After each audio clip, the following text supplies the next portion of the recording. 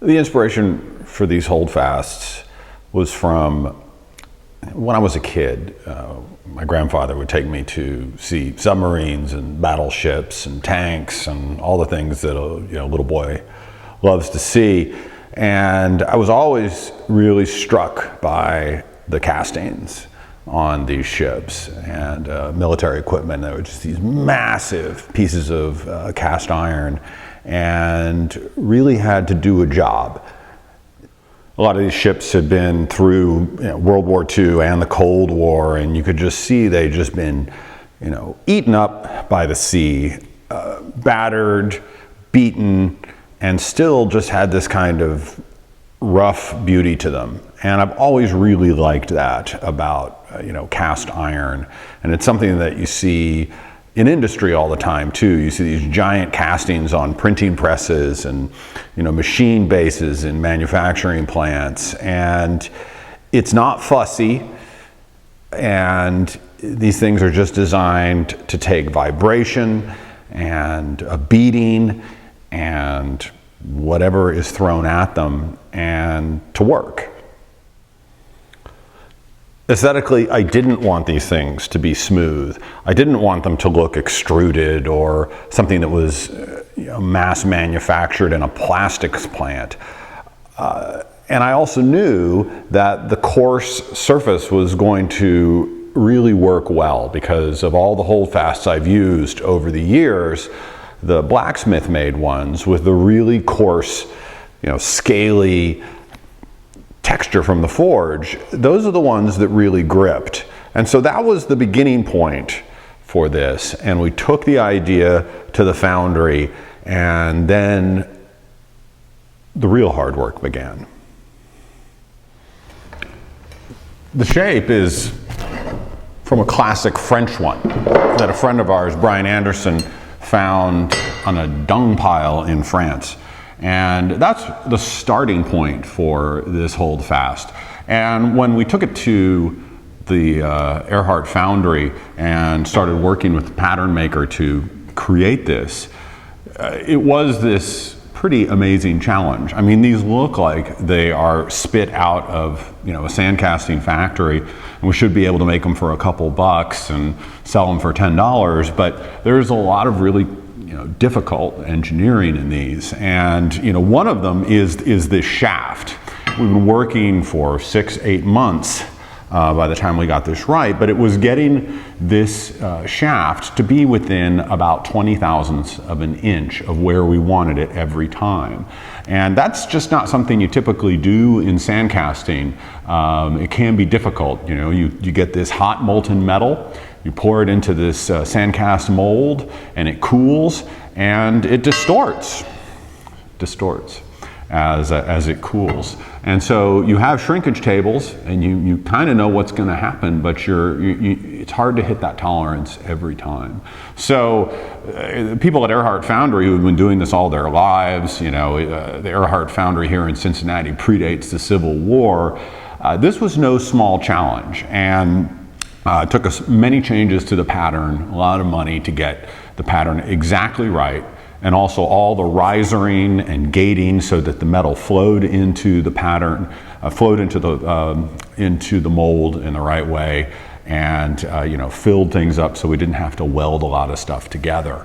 And we did all this for one really important reason.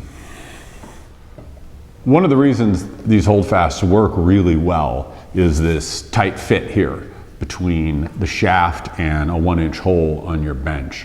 We wanted to get it just as tight as possible so that the holdfast didn't have to move very much when you hit it. And that's what makes it work almost every time. So you combine this amazingly tight fit, or unusually tight fit, I'd say, and the rough surface from the foundry, and it will set pretty much all the time, whether you hit it with just a wooden mallet, or you can even hit it with a metal mallet. Now, you're gonna hear a lot of people say that you really shouldn't make a holdfast out of cast iron. And that's true if we're talking about gray iron, but we're not talking about gray iron. We're talking about ductile iron, or what some people call nodular, and it's a whole different animal. So nodular iron was invented in the 40s, and it starts off a lot like gray iron. They melt the iron in the giant flasks, but then they add a nodulizing element. It's one of several different chemicals. And that basically changes the shape of the graphite when the iron cools. In gray iron, what you're going to have is the iron forming into a matrix that's a lot like glass. These kind of flakes that are layered on top of each other. And when you hit glass or you hit ice, it shatters. And the nodulizing elements make the graphite into something that's more like the shape of a rubber ball.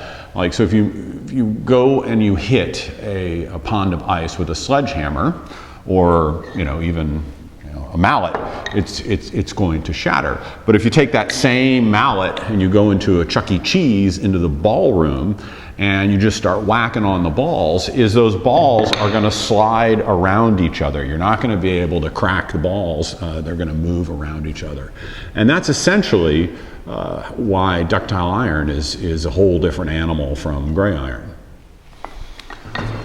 Let's talk for a second about some of the functional characteristics of the holdfast. We already talked about the shaft and how that tight fit is important to it. So don't touch the shaft. Don't oil it, don't polish it, don't clean it, let it get rusty. Also, don't do anything to the pad. You can see here that you can see the parting line on this pad, and we haven't smoothed it off, we haven't ground it down, we haven't polished it. Sometimes when it cools, the pad may be off by a degree or two, which you can check with a straight edge against the bench. Don't do anything to that either. There's really nothing to be done except to drill the hole, an inch hole, maybe a tiny bit oversized. You might have to ream it a little bit to get a nice fit that's really close to the shaft, and then use a piece of wood between your holdfast and your work. You should always use a piece of wood, because what if the piece of wood is really soft, and even if you did have a polished pad, it would trash your work. But a sacrificial piece of wood means that you can have a rough pad, you can have a high angle that'll dent the piece of wood that is the protective pad, and it'll hold a lot better. We live in a plastic world where we expect everything to be, smooth and manufactured and perfect and identically like all the others on the shelf. This is not that kind of thing.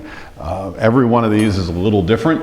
Every one of these has several lifetimes of casting knowledge from Earhart Foundry into it. Every one of them is worked by hand by the guys who remove the flash and grind off all the excess to get them looking just like this. Texture is a part of it. Texture is what we were after, and texture is one of the reasons why these work just extraordinarily well. It would have been really easy to make one of these a 3/4 inch holdfast, and I'm sure we'd sell a crap ton more if we did that.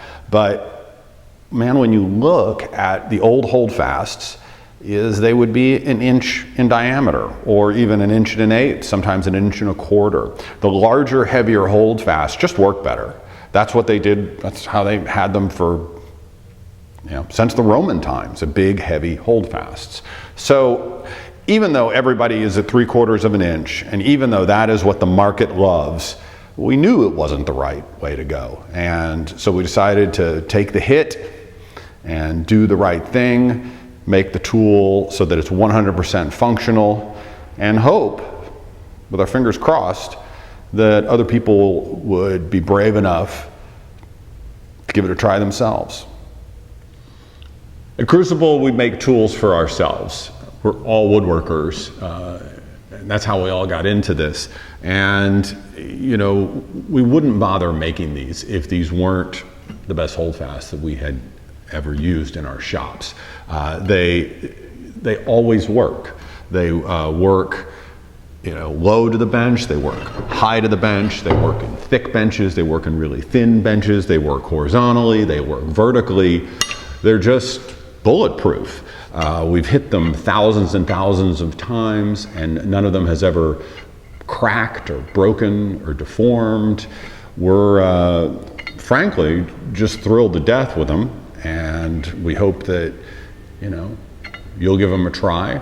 And if you don't like them, you can always send them back within 30 days, and we'll give you your money back, no questions asked.